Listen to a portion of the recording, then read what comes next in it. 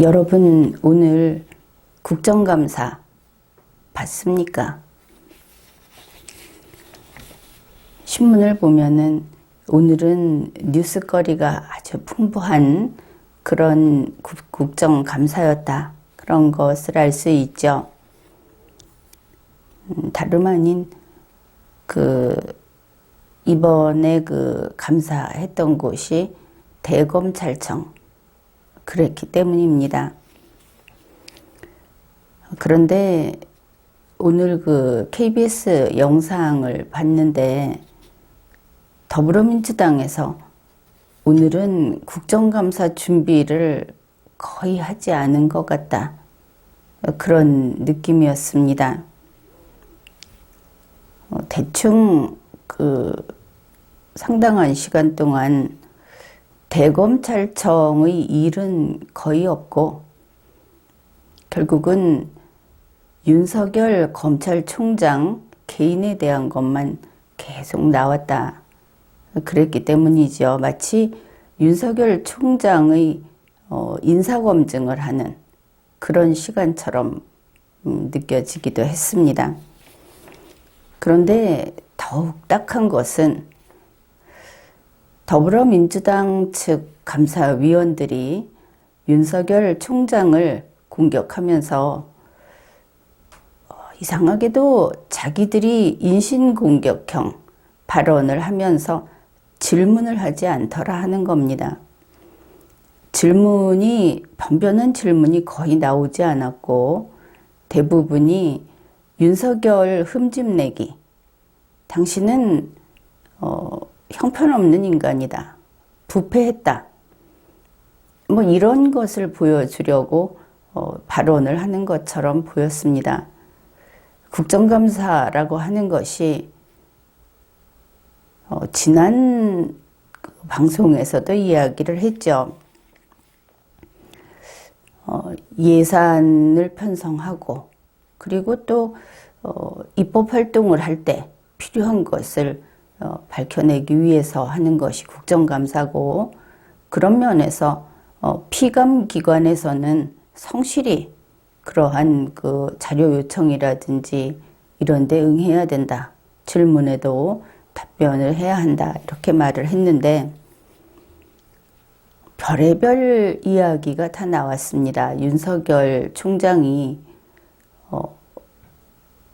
결혼을 했는데 그게 진짜 사랑해서 했느냐, 아니면은 결국은 어떤 목적을 위해서 한 게 아니냐, 그 여자 쪽에서 뭔가 감추고 싶은, 법적으로 처벌을 받지 않고 싶어서 온 거고, 또 사랑에 빠져서 그것을 막아주고 있는 것이냐.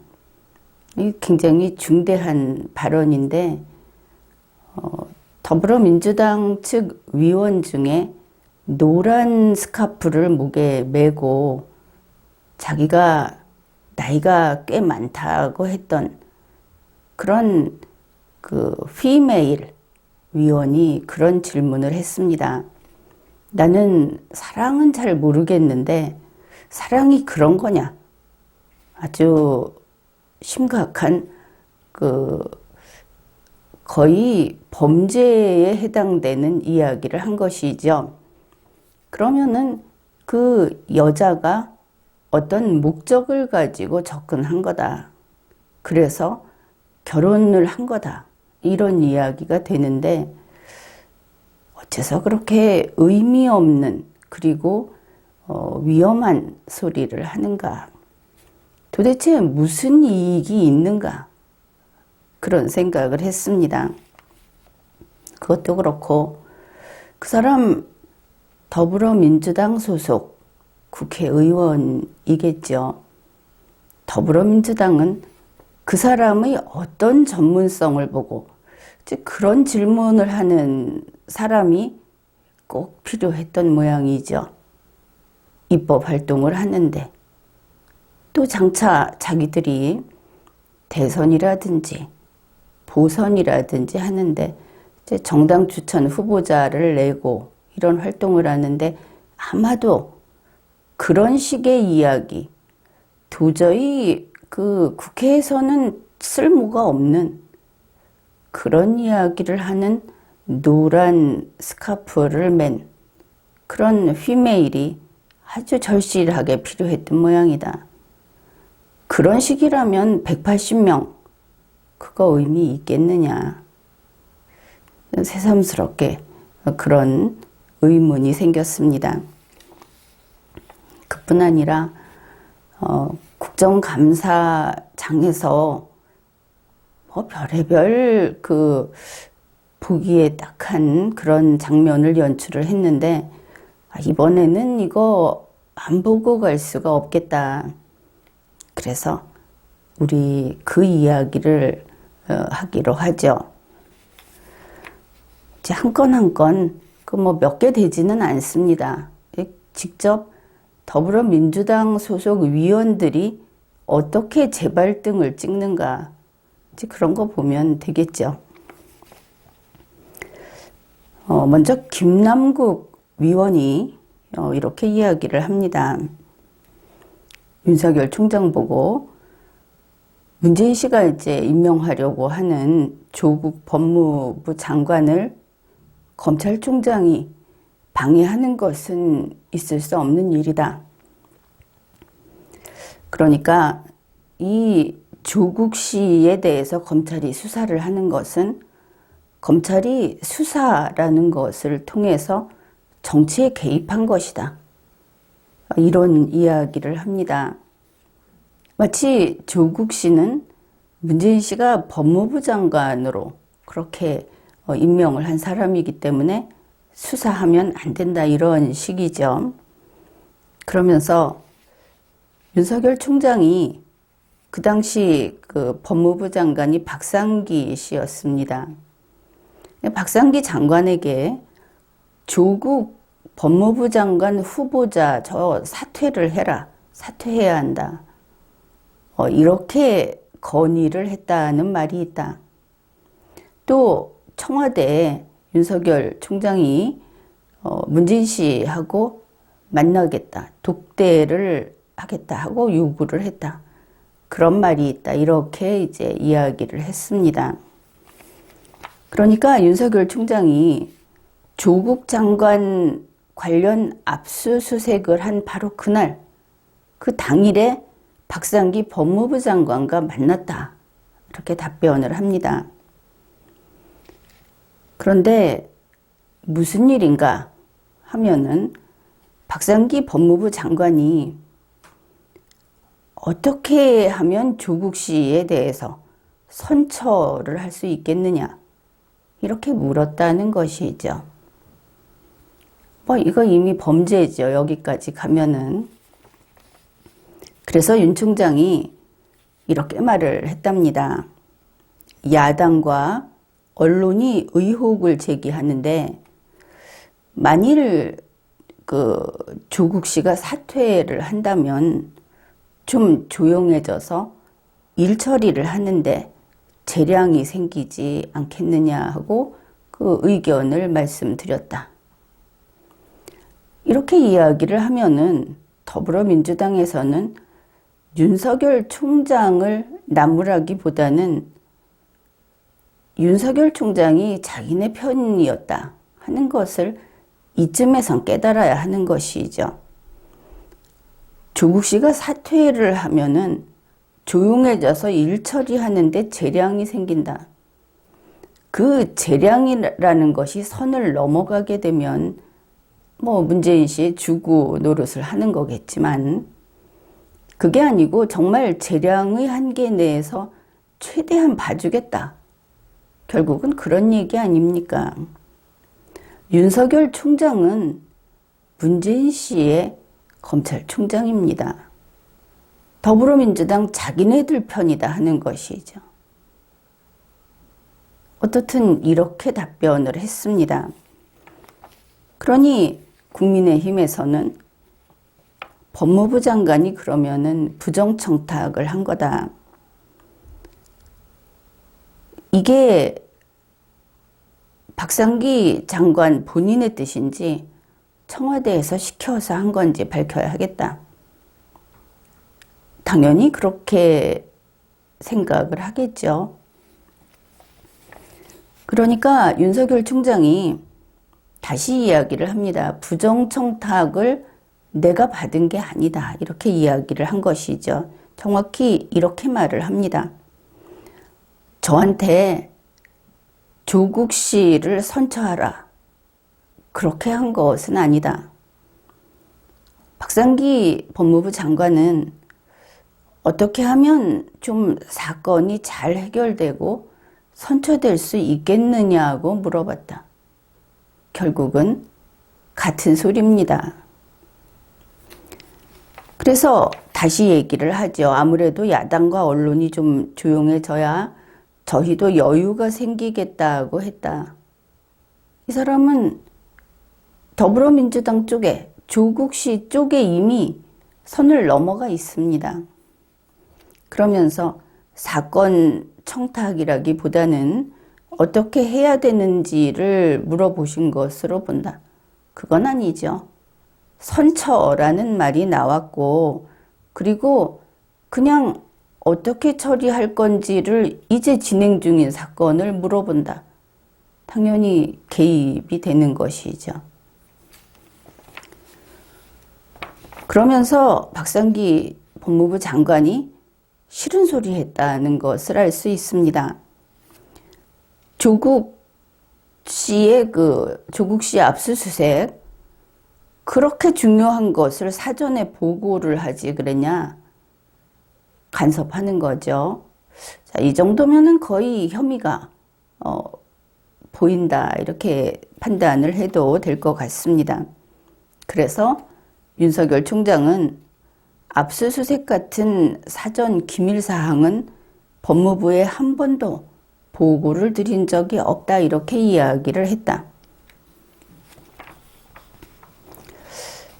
그러면은 이러한 이야기들, 결국은 조국 씨를 그렇게 철저히 수사를 왜 했느냐고 따진 것은 더불어민주당 소속 김남국 위원이고, 그 사람이 이거 얘기하라고 질문을 한 거죠. 이거 속이면은 또 처벌한다고 하지 않습니까?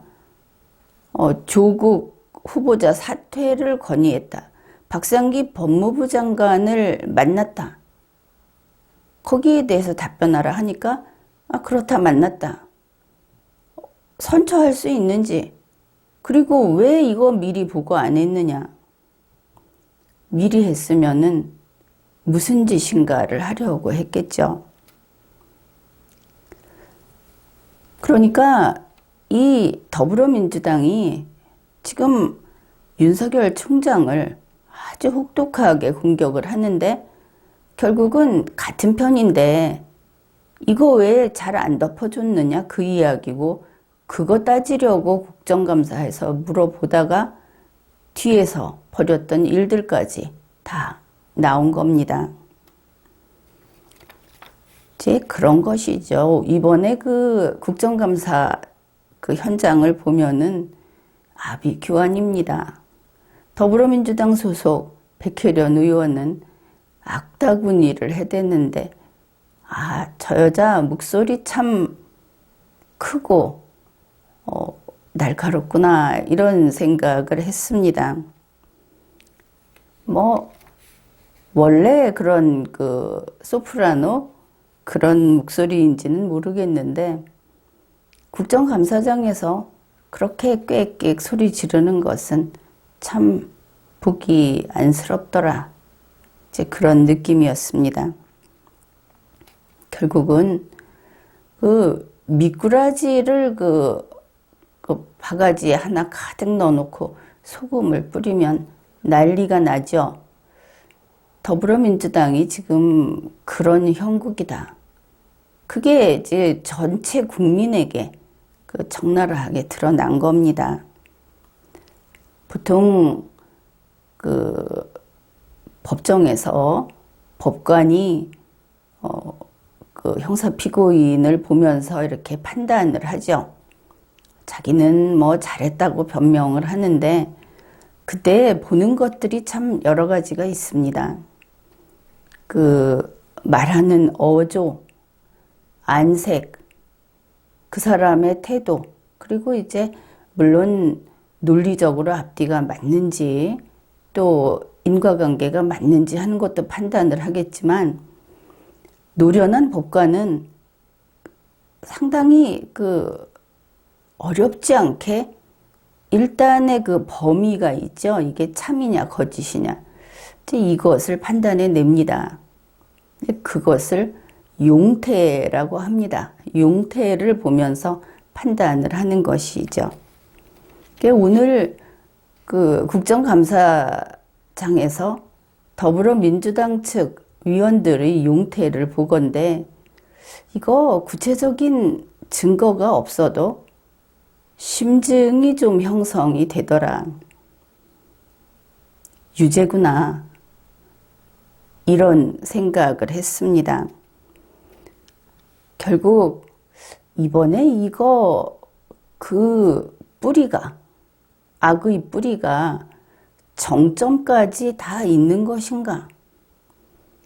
사실 뭐 우리 국민으로서는 정보도 부족하고 해서 그렇게 선뜻 판단을 하기는 어렵죠.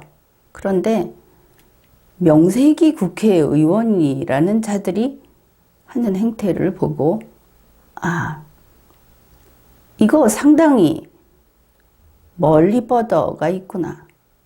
이제 그런 심증을 갖게 됐습니다.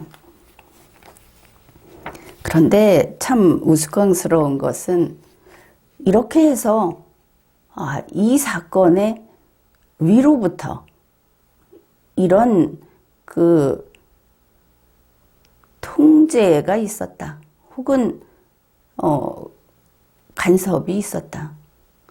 이제 이렇게 되니까 윤호중 법사위원장 목소리는 부드럽게 이야기를 하는데 상황 판단을 못하고 있죠.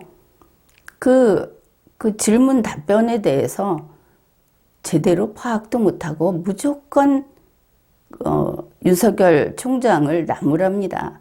시간을 최대한 뽑아내서 나무라던 그런 법사위원장이었는데, 그도 더불어민주당 소속이었습니다. 그가 이제 펄쩍 뛰고 나선 거죠. 상황이 이렇게 되니까 이게 무슨 청탁이냐?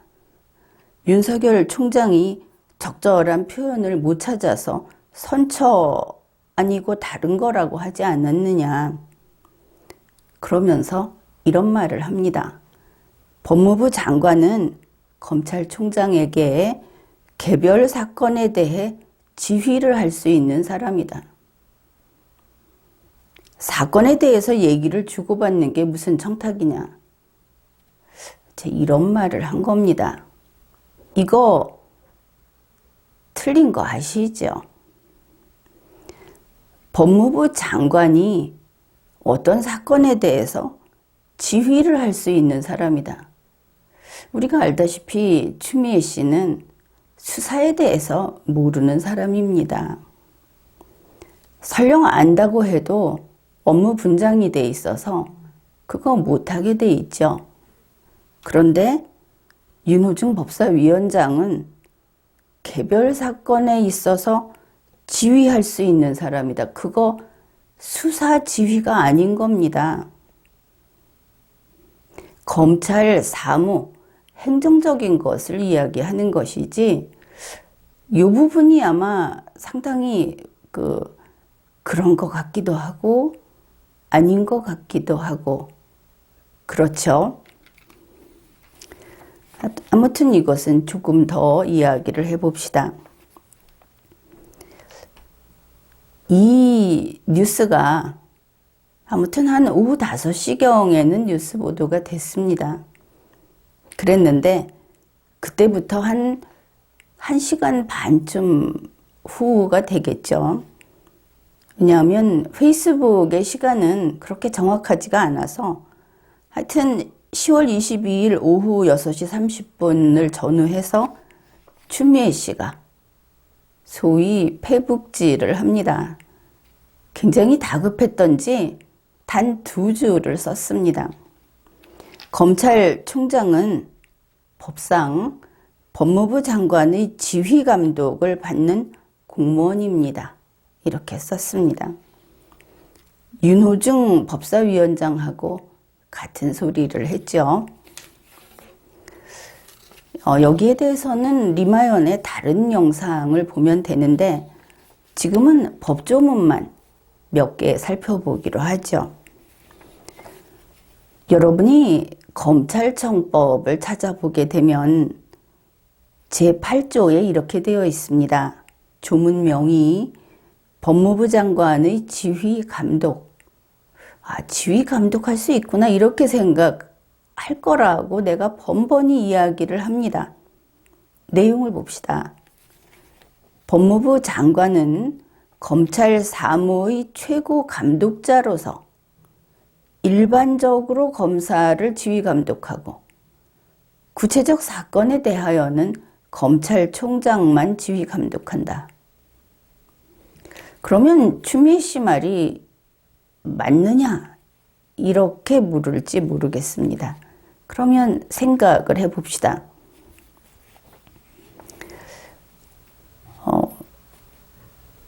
정부조직법을 보면은 제34조에 행정안전부를 규정합니다. 정부조직법 안에서 이 행정안전부, 법무부 이런 것들이 다 규정이 되죠. 제34조 제5항입니다. 치안에 관한 사무를 관장하기 위하여 행정안전부 장관 소속으로 경찰청을 둔다. 그러면 경찰청은 행정안전부 장관 소속이 있죠. 그 바로 앞에 같은 정부조직법을 보면 제32조 법무부가 있습니다. 제2항 검사에 관한 사무를 관장하기 위하여 법무부 장관 소속으로 검찰청을 둔다. 형식이 똑같죠. 제34조 제5항하고 제32조 제2항 형식이 똑같습니다. 단 검찰청은 하나 더 있습니다. 제32조 제3항 검찰청의 조직, 직무 범위, 그 밖에 필요한 사항은 따로 법률로 정한다. 법률로 정하게 돼 있죠. 추미애 법무부 장관은 입법권이 없죠. 추미애 법무부 장관은 법을 만들 수 없습니다. 이것은 국회의 권한이죠. 그렇다면 추미애 법무부 장관은 검찰청의 조직, 직무 범위, 그 밖에 필요한 사항을 정한 법률에 따라야 하는 겁니다. 일단 그 법률이 검찰청법 이렇게 되어 있죠. 그러면은 이제 그냥 상식적으로 생각을 해봅시다. 지금 행정안전부 장관이 진영 씨죠. 행정안전부 소속으로 경찰청을 둡니다. 법무부 장관이 추미애 씨인데 법무부 장관 소속으로 검찰청을 둡니다.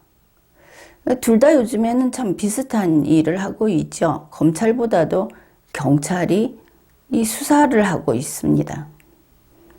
추미애 씨 주장대로라면 진영 장관이 경찰청은 경찰청장만 지휘 감독한다. 뭐 이런 제한 없습니다. 모든 경찰을 다 지휘할 수 있겠죠. 소속으로 있으니까. 이거 추미애 씨하고 윤호중 씨가 주장한 겁니다. 그러면은 경찰이 하는 일들 그거 일일이 다 진영 장관이 지시하고 감독하고 너는 여기서 빠지고 이 사건은 다루지 말고 축소하고 이렇게 지시를 할 수 있다. 그렇게 되겠죠. 자기들 마음에 안 맞는 수사를 하는 경찰은 다 딴 데로 보내고 그렇게 할 수 있다. 왠지 그건 안 될 것 같죠. 이번에 추미애 씨가 한 일들을 여러분이 기억을 한다면은 뭔가 이상하다. 그럴 겁니다. 이제 진영 장관이 경찰을 그렇게 해서 안 된다면 추미애 장관이 검찰을 그렇게 해서도 안 되겠죠. 또 쉽게 생각해서 지금 문재인 민주당 쪽에 범죄 혐의가 얼마나 많이 나오고 있습니까? 그 자기네 관련된 것들은 편리하게 아예 사건화하지 말자. 이거 추미애 씨가 할 수 있다는 얘기죠. 이렇게 된다면은 지금은 직접 수사관을 넣고 빼는 것도 직접 하고 있지 않습니까? 이거 잘못된 거다. 그러면 문재인 씨의 검찰청에서는 문재인 씨의 밑에 있는 추미애 법무부 장관을 시켜서 검찰총장을 붙들고 흔들어서 수사를 원하는 대로 주무를 수 있다. 그 이야기들을 한 겁니까? 그거 안 된다는 것은 아이들도 알겠죠. 수사 그렇게 하면 국민이 죽어나갑니다. 안 그래도 그 누구보다 국민을 많이 죽어나가게 하는 이 문재인 민주당 정권이 이것까지 그렇게 하겠다. 그리고 그런 법은 없습니다. 이번에 추미애 씨가 한 이런 이야기, 이게 바로 우리는 권력형 범죄를 전담합니다 하고 자백한 게 되죠. 법무부 장관은 검찰총장의 수사, 만약에 이 수사에 영향을 미치는 목적으로 아무것도 할 수 없습니다. 한 것 자체가 직권남용이죠. 그뿐만이 아니죠. 검찰청을 아예 형해화시켰습니다.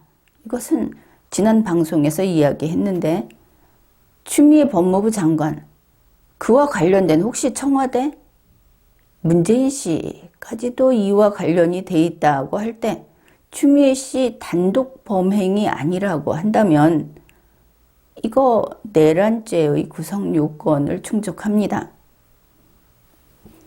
맞지 않습니까? 불과 4년도 되기 전, 그렇게 오래되지도 않았는데 서슬이 펄었던 대통령이 탄핵으로 그냥 나가 떨어졌습니다. 그런데 지금 그보다 몇백 배, 몇천 배 간 큰 짓을 저질러 놓고 있죠. 밖에 나온 것만 보고 하는 이야기입니다.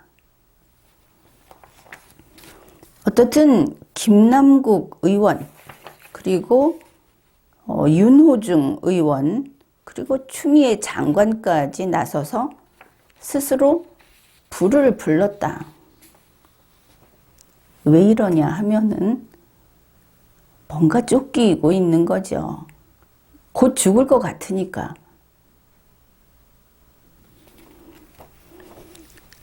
차분하게, 그래도 법을 지킨 사람들은 이렇게 허둥지둥하지 않습니다.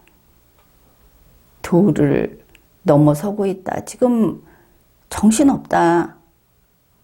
그렇게 보이죠. 또 있습니다. 이제 다음 이야기를 해보기로 하죠. 내내 더불어민주당 소속 신동근 위원이 이런 이야기를 합니다. 송삼현 전 남부지검장, 그리고 라임 김봉현의 로비를 받았다는 의혹을 받고 있는 이모 변호사도 윤석열 사단이 아니냐. 송삼현 지검장도 윤석열 사단 아니냐. 뭐 자꾸 사단 이야기를 합니다. 대검 반부패 부장은 패스하고 총장에게 직접 보고한 거 아니냐. 라임 김봉현의 검사 접대 의혹 관련 서면, 구두, 그 중에 보고 뭘로 받았느냐. 이렇게 물었습니다. 그러니까 윤석열 검찰총장이 한 장짜리 서면 보고를 받았다. 이렇게 답을 합니다. 그 다음에도 이번에 그 더불어민주당 소속 감사위원들은 여러분이 그 본 분들은 알겠지만 국정감사라는 거를 도무지 모르고 있다.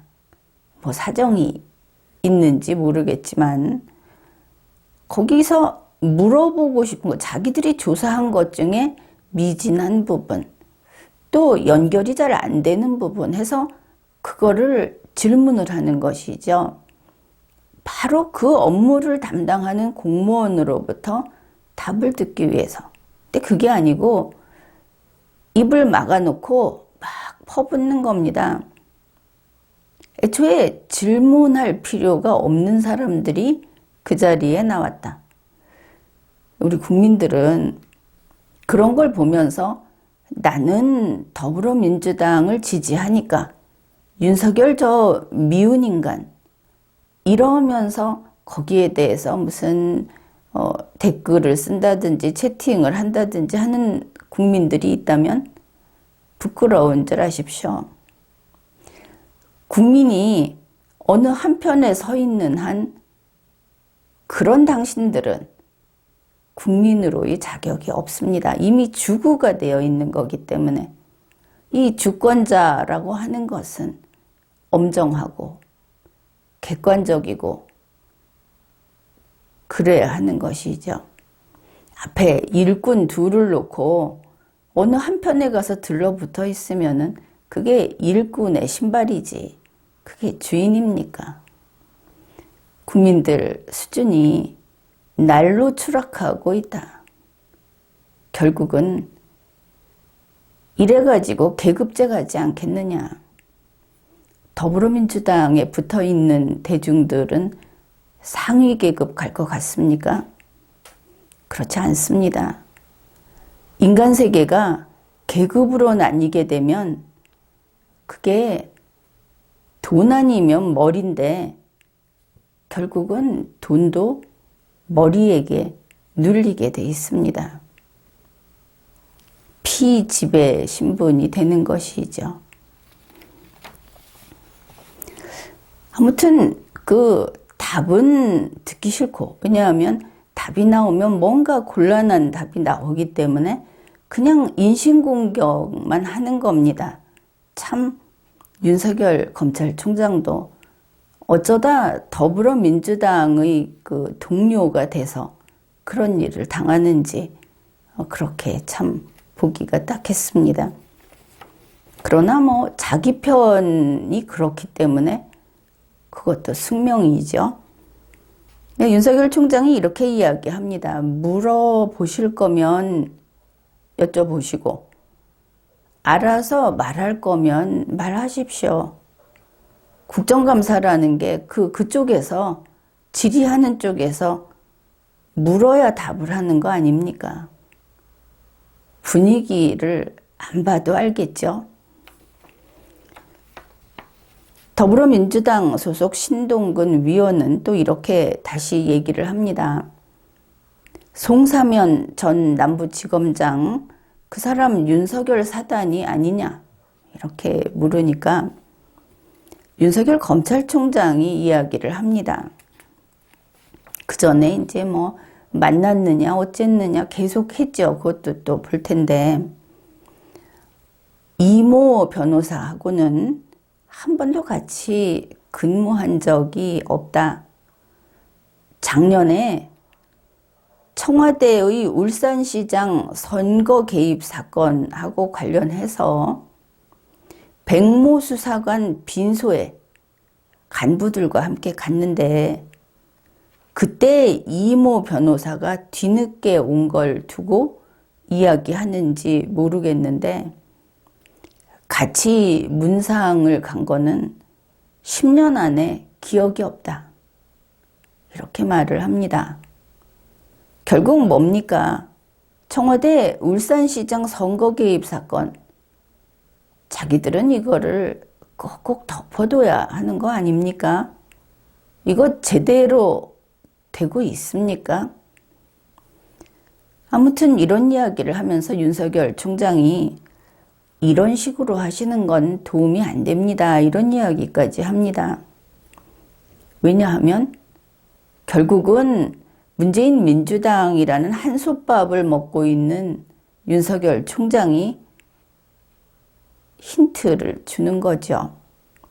이런 식으로 하시는 건 도움이 안 됩니다. 정말 도움이 안 되는 겁니다. 문재인 민주당 이거는 알아야죠. 그런데 어쩌다가 이 청와대 울산시장 선거 개입 사건, 이거 나중에 제대로 밝혀야 하겠죠. 이것 때문에 뭐 벼락 출세를 했다 하는 그런 소리가 나오는 인물도 지금 있는데 밝은 세상입니다. 그거 그렇게 되겠습니까? 이거 시초는 박범계 위원입니다. 더불어민주당 소속 박범계 위원. 박범계 위원도 이제 기력이 쇠했죠. 그 닌자 노릇 하려면은 지붕 타고 다니고 천정에서 뛰어내리고 나무 위에 숨고 해야 되는데 그거 전혀 안 되는 것 같습니다. 뭐 결국은 은퇴밖에 길이 없겠죠. 곱게 은퇴한다면. 박범계 위원이 따져 물은 겁니다. 윤석열 총장에게 문상을 같이 간 적이 없습니까? 이렇게 콕 찍어서 문상이라고 한 거죠. 그 문상이 이 문상인 거 아닙니까? 울산시장 선거 개입 사건 관련 문상. 아니 왜 그렇게 둔에 빠졌습니까? 왜 그걸 들춰냅니까? 이제 이때는 박범계 위원이 막 물어볼 때 윤석열 총장이 그런 사실은 없고 제가 이주영 변호사와 같이 근무한 적은 있습니다. 이렇게 하니까 박범계 위원이 이제는 위협까지 합니다. 오늘은 기관 증인이기 때문에 위증죄로 처벌할 수 있습니다. 빨리 그 울산시장 선거 개입 사건 때 문상 갔다고 얘기해라. 이렇게 한 셈이죠. 그러면서 문상 같이 간 적 없습니까? 앞에 얘기 들어도 같이는 안 갔다 그러죠. 뒤에 왔다고 하는데 윤석열 총장이 문상이요? 그건 모르겠습니다. 이렇게 이야기를 했습니다. 박범계 위원이 끝나고 박범계 위원이 이제 그 수류탄에 핀을 뽑은 거죠. 그런데 소병철 위원, 더불어민주당 소병철 위원이 또 여기에 덧붙입니다. 윤석열 총장은 위증 경고가 나오면 금방 말을 바꾼다. 예를 들어 박범계 위원이 문상간 사실을 물으니까 없다고 해놓고 박범계 위원이 경고를 하니까 기억이 안 난다고 말했다. 문상 말해라 이러는 것이죠. 둘이 아주 주거니 받거니 무덤을 팝니다. 그리고 나서 나중에 이제 그걸 기억을 해냈든지 뭐 찾아봤든지 했겠죠. 그래서 신동근 위원이 이야기할 때 다시 이야기가 나온 겁니다. 작년에 청와대의 울산시장 선거 개입 사건, 그것 때문에 백모 수사관 빈소에 갔었다. 문상 갔었다. 그때 뒤늦게 온 게 이모 변호사다. 앞에서 보니까 이주영 변호사라고 얘기도 다 해버린 것 같죠. 결국 자기들이 그 울산 선거 개입 사건, 그 얘기를 윤석열 총장의 입을 통해서 전국에 다시 한번 중계를 하고 싶었다. 소기의 목적을 달성하신 것을 축하합니다. 그 다음에 이제 그 라임 사태 수사를 맡은 검사가 그 사표를 냈죠. 이거 검사들이 수사 못하겠다 하고 나가게 하면 그러면 법무부 장관 나가야 합니다. 그리고 이런 문제 일으키면 이게 쉬운 게 아닙니다. 간단한 게 아니죠. 내용이 이렇습니다. 박순철 서울 남부지검장, 아까 앞에서 이야기한 송삼현 남부지검장이 7월에 사표를 냈다고 합니다. 바로 이어서 8월 11일에 부임을 해서 이번에 10월 22일에 사표를 내니까 겨우 73일 만에 관뒀다. 이렇게 보도가 됐습니다. 박순철 지검장이 라임 사태 수사를 이끌어 왔는데 이렇게 이야기를 한 거죠. 지금 이 분위기가 서울 남부지검의 라임 수사팀이 어떤 수사 결과를 내놓더라도 그 공정성을 의심할 수밖에 없을 거다. 말은 이런데 의심받을 것이다. 이렇게 되겠죠. 그러면서 제발 믿어달라. 그러면서 사표를 냈다는 겁니다. 사의를 표시한 거죠. 이제 10월 22일 검찰 내부망인 이프로스의 입장문을 밝힌 겁니다. 그 사실을 국정감사장에 나와 있던 윤석열 총장이 전달받고 이제 그 이야기를 했고 그 이후에 언론 보도가 됐습니다. 박순철 남부지검장이 이렇게 밝혔다고 하죠. 정치가 검찰을 덮어버렸다. 이제 검사직을 내려놓으려고 한다. 여기까지 봤을 때 정치가 검찰을 덮어버렸다. 그러면 이게 검사들의 문제인가? 그렇습니까? 현재 대한민국에서는 정치가 수사를, 형사사법 절차를 움켜쥐고 있다. 형사사법 절차라는 것은 법을 지키고 안 지키고에 대해서 정의롭게 판단을 하는 절차입니다. 그러면 지금의 정치, 문재인 민주당이 이 형사사법 절차를 움켜쥐고 제멋대로 주무르고 있다. 그렇다면 대한민국 천지에서 법이 법인가 아닌가 하는 것도 알 수 없고 법을 지켰는지 지키지 않았는지도 알 수 없고 죄가 있다고 한 사람이 죄가 있는지 없는지 죄가 없다고 한 사람이 죄가 있는지 없는지 알 수 없다. 믿을 수 없다. 이렇게 되었다는 뜻입니다. 이게 무엇입니까? 이게 독재, 그리고 전제적인 독재, 이렇게 되겠죠.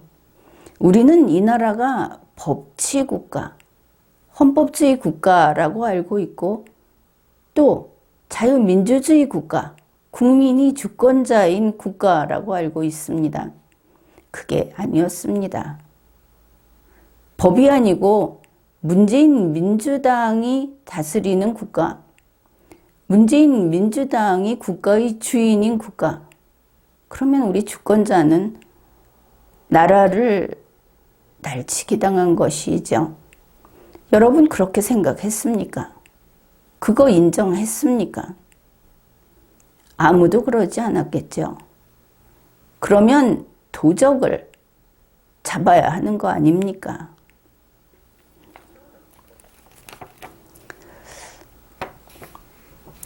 이 이프로스 입장문 중에 그 뜻을 좀 정리를 할 필요가 있는 그 부분을 살펴보기로 합시다.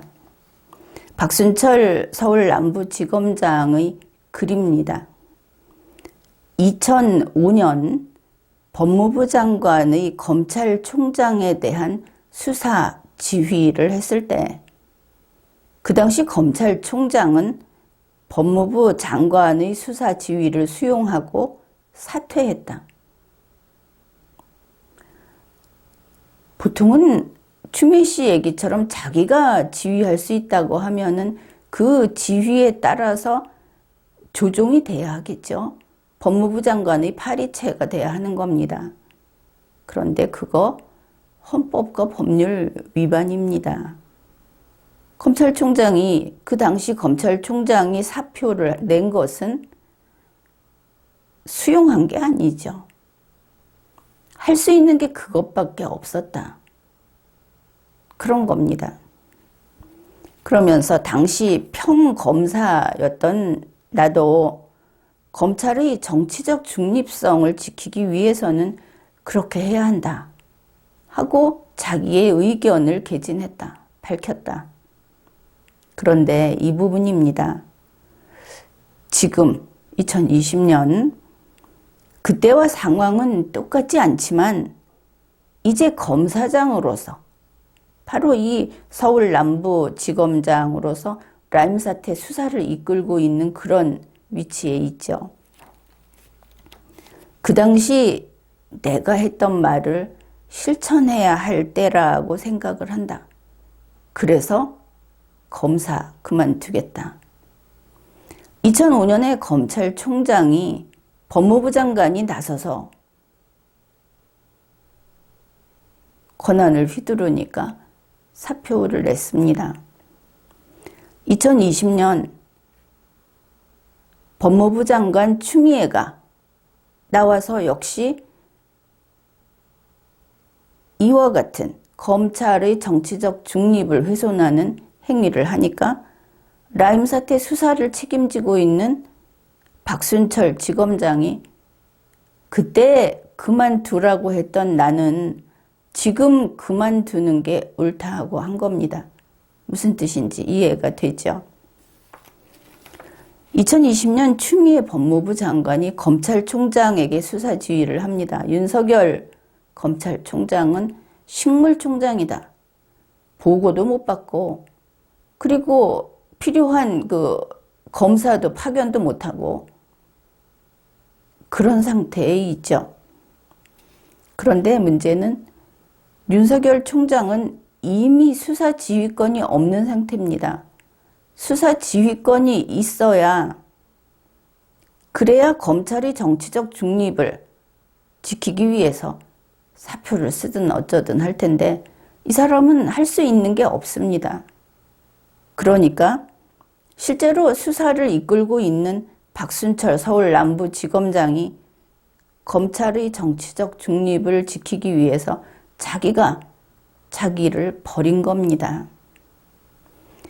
따라서 지금 박순철 지검장이 사의를 표시한 이 사건은 검찰총장이 사표를 낸 것과 같은 무게를 지닌 큰 사건이다. 그렇게 봐야 하는 것이죠. 제2와 관련해서 윤석열 총장이 이렇게 말을 합니다. 법리적으로 보면 검찰총장은 법무부 장관의 부하가 아니다. 맞죠? 부하가 아닙니다. 만약 부하라면 검찰총장이라는 직제를 만들 필요도 없다.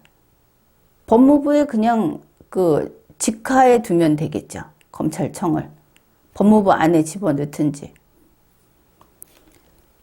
법무부 장관은 정치인이고 정무직 공무원으로 그래서 만약에 검찰총장이 그런 정치인의 부하, 그의 명령 지휘에 따르는 그런 부하라면 검찰의 수사, 그 다음에 소추, 공소제기 이런 것들이 여당이라고 하는 특정, 그러니까 좌파 꼬뮤니즘 그런 거를 좋아하는, 추구하는 이런 정치 세력이라고 색깔을 한번 칠해 봅시다. 그들이 원하는 대로 수사를 하고 그들이 원하는 대로 공소제기를 한다는 겁니다. 법원에 재판을 받으러 보낼 건지 말 건지가 자기네 색깔에 따라서 정한다는 거죠. 자, 이렇게 되면 검찰 중립은 둘째치고 사법 독립하고도 거리가 멀다. 우리 국민들 중에 다수가 지금 나오고 있는 이러한 수사와 또 법원의 재판까지 보면서 의심하고 있죠. 정의롭지 않다. 국민이 의심할 때는 의심할 만한 이유가 있다고 보는 겁니다. 근데 윤석열 총장은 조금 더 나가서 이야기를 합니다. 다만 법무 검찰 조직이 혼란해지고 그 피해가 국민에게 가기 때문에 이 특정 사건을 가지고 추미애 장관님과 쟁탈전을 벌이고 경쟁하고 싶지 않다. 그래서 쟁송 절차나 이런 쪽으로 나아가지 않은 것뿐이다. 추미애 장관은 이미 패배했다. 그걸 깨달아야 하겠죠. 뭐 패배했어도 그냥 매달려서 저렇게 악다군 일을 해 되겠다 하면은 뭐 이왕 추해진 거 좀 더 추해진다고 뭐 달라지겠느냐 이런 것이라면 별 수 없고 그렇죠. 윤석열 총장은 이런 이야기도 했습니다. 사실 힘이 있는 사람에 대한 수사는 굉장히 힘들고 어렵다. 많은 걸 걸고 하는 건데 힘 있는 사람에 대한 수사는 여러 불이익을 각오해야 하는 게 맞다. 힘들게 하고 있다 이런 이야기죠. 다만 이게 너무 제도화되면 힘 있는 사람에 대한 수사에 그 누구도 나서지 않을 가능성이 있기 때문에 그런 점이 우려가 된다.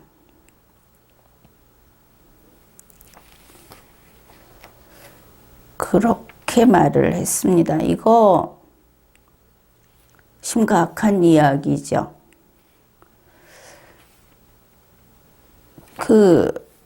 이게 윤석열 검찰총장이 지금 대선 후보로 자꾸 이름이 오르내리고 있죠. 본인은 내 이름 거론하지 말아 달라고 했다지만 사실은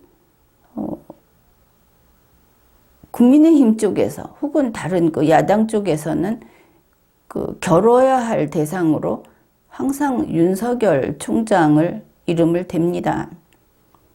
인식이 그렇다는 것이죠. 그런데 지금 하는 이야기를 보면은 어떻습니까? 윤석열 총장이 아주 대단한 정의의 사도처럼 보이지 않습니까?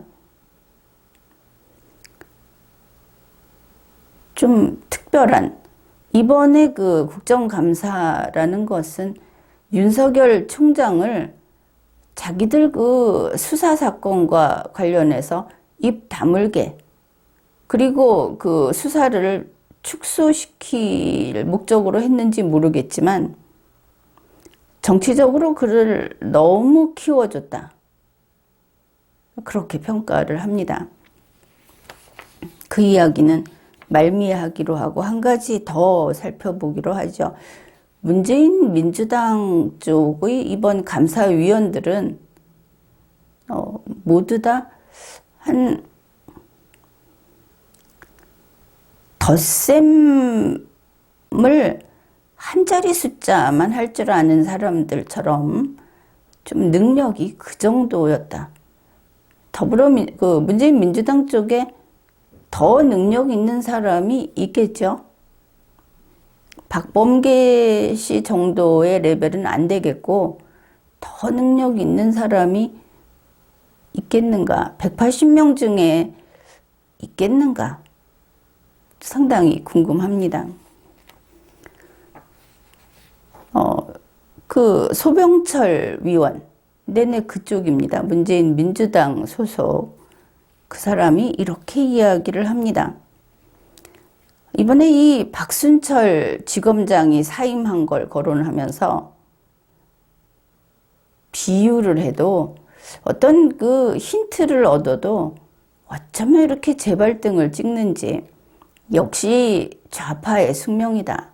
망할 숙명이 여기까지 이제 번졌구나. 그렇게 이야기도 할 수 있는 부분입니다. 박순철 지검장은 2005년에 법무부 장관이 검찰에 개입을 했을 때, 검찰에 압력을 가했을 때 검찰총장이 나간 거를 이야기했죠.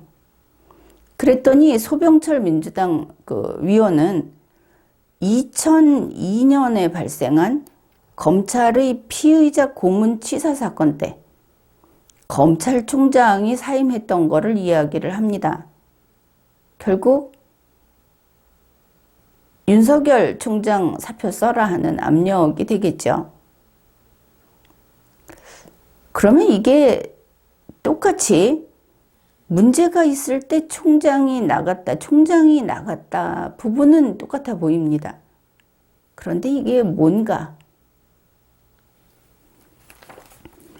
여기에 대해서 한겨레신문 2013년 6월 14일에 보면은 표창원 씨가 아주 신나게 써짓긴 글이 있습니다.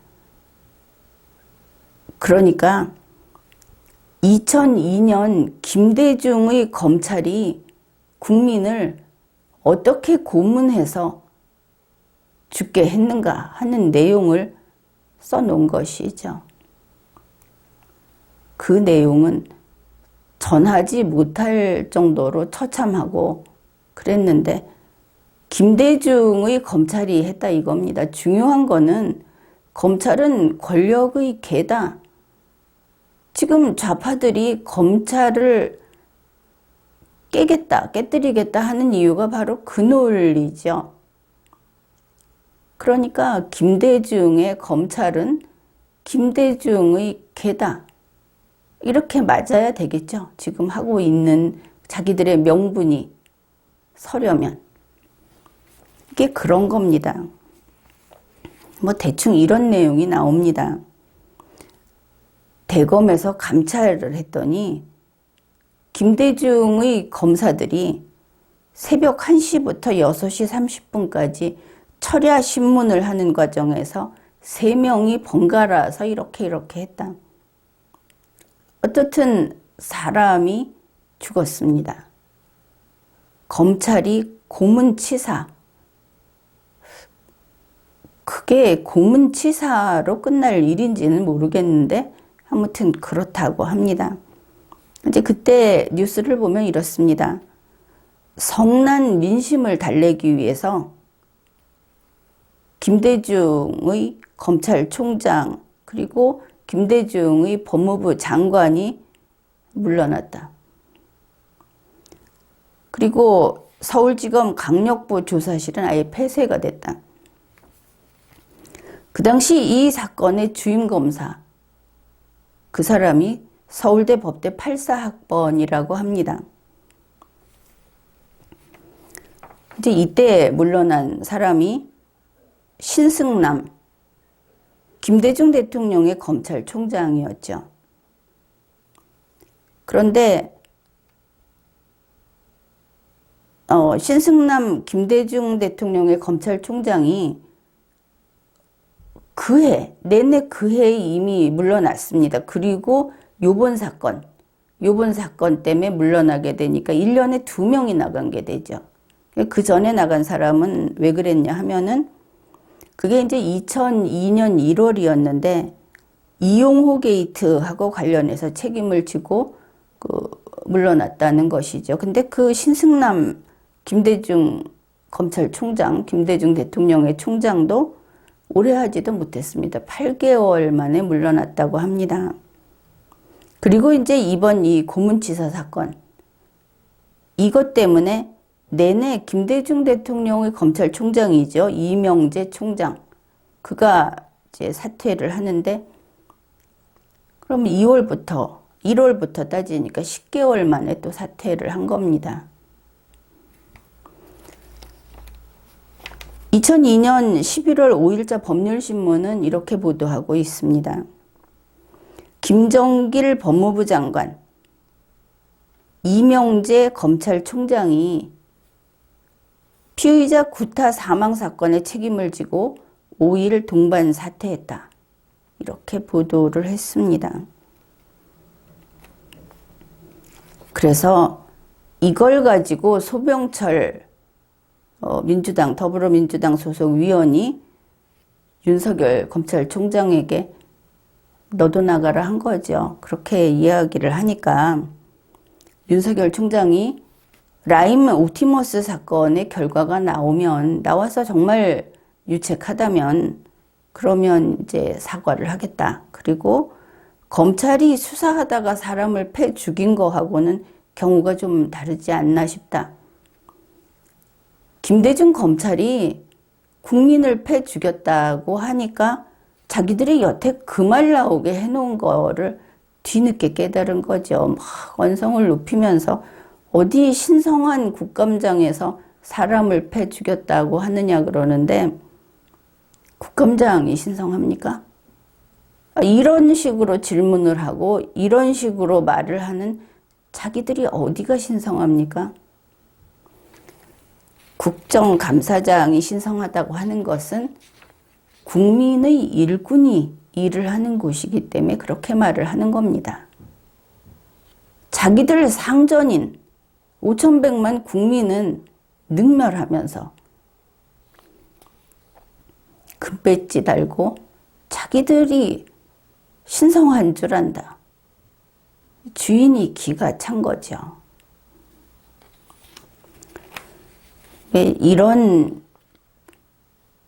이들이 만일 전쟁에 나간 장수다. 가령 윤석열 총장을 상대로 이제 전투를 하고 있었다고 한다면 싸워보기도 전에 오다가 픽픽 쓰러진 거죠. 제가 지발을 밟고.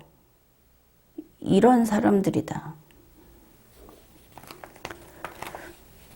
문재인 민주당 보면은 자포자기 상태인 것을 알 수 있습니다. 아예 대처를 못하는 겁니다. 특히 박범계라는 공무원, 이 사람은 지난 탄핵 때 보면은 정청래 씨하고 참 비슷하다. 그런 느낌이었죠. 그런데 오늘 이 국정감사장에서는 아니 박지원 씨가 왜 여기 나와 있지? 이런 생각을 한 국민들이 제법 될 거라고 봅니다. 언어 구사라든지 제스처, 아주 노인네처럼 질질 끌면서 또 굉장히 노련하게 술수를 쓰는 것처럼 이렇게 이야기하는 그런 것들이 박지원 씨를 아주 빼박았습니다. 그런데 박지원 씨는 좋은 롤모델은 못 되죠. 아마도 연세가 있으니까 그렇지만 계속 소위 권자에 계속 있으면 앞길이 분명히 험난할 것이다. 누구나 알고 있는 겁니다. 그 길을 계속 따라가려고 하는지. 어떻든 박범계 씨의 박지원 역할, 연기, 이것을 잘 볼 수 있는 그런 오늘의 국정감사였습니다. 앞에서도 이야기를 했듯이 이와 같은 문재인 민주당의 윤석열 검찰총장 입 틀어막기, 이 작전이 역효과를 냈다. 그렇게 평가를 하겠습니다. 윤석열 총장은 외모가 그렇게 산뜻하지도 않고 그리고 목소리도 그렇게 매력적이지도 않죠. 그런데 오늘 보니까 문재인 민주당이 이 대선 후보로서의 가치를 잔뜩 올려줬습니다. 이제 몸값이 비싸진 것이죠.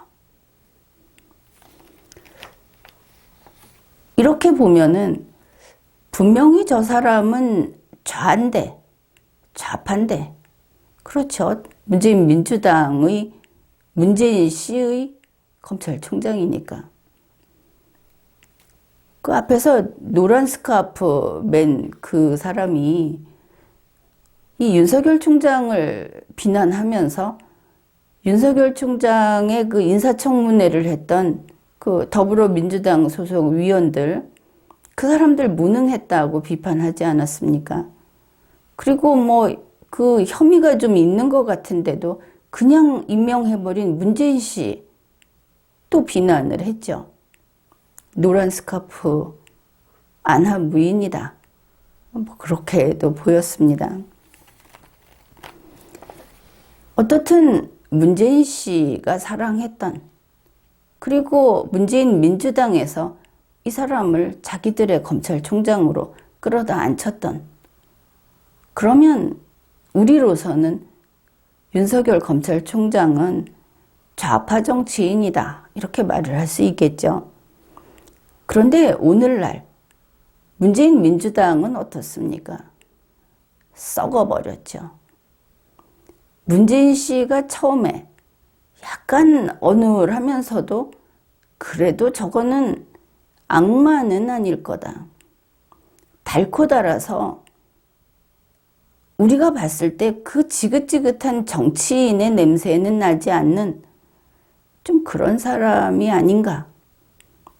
이렇게 생각했던 기대는 진작 무너지고, 더구나 이 정권은 부패하고 부도덕하고 무식하고 거기에다가 애국심도 없는 그런 정권이 아닙니까?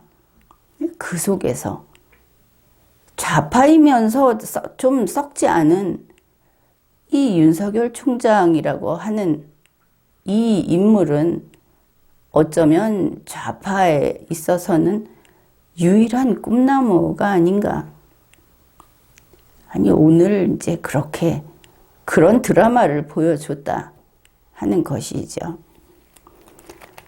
그러니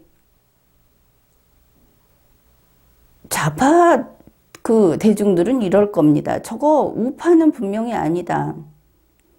배신자는 아니다. 지금 보니까 그렇지 않습니까?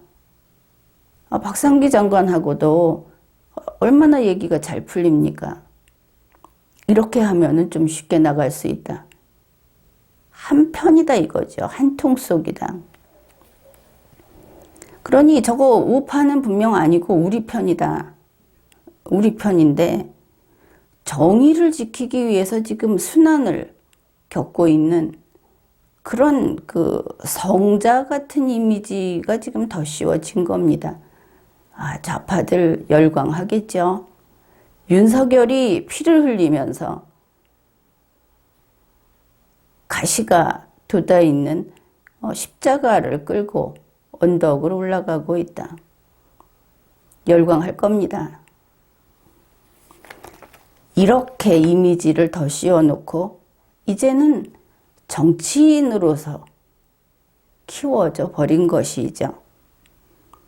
추미애 씨는 스스로 소소한 일마다 쫓아다니면서 물론 뭐 엄마라는 데 매달려서 그랬는지 모르겠지만 다른 정치적인 사건도 그러지 않았습니까?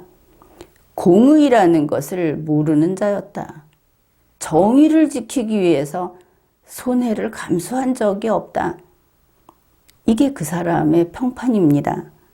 그러니 스스로 자객 노릇하다가 이제 떨어져 나갔는데 윤석열 총장은 문재인 민주당이 무대에 올려줬습니다. 혹시 이게 문재인 민주당의 대선 승리 작전인가? 그런 의심이 들 정도로 이번 국정감사는 윤석열 검찰총장에게는 행복한 순환의 시간이었다. 그렇게 평가를 하겠습니다.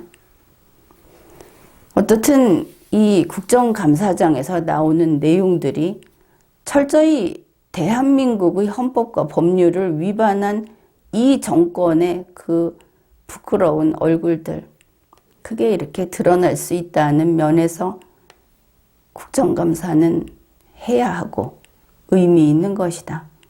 그렇게 보아야 하겠죠. 지금까지 리걸마인드 연구소였습니다.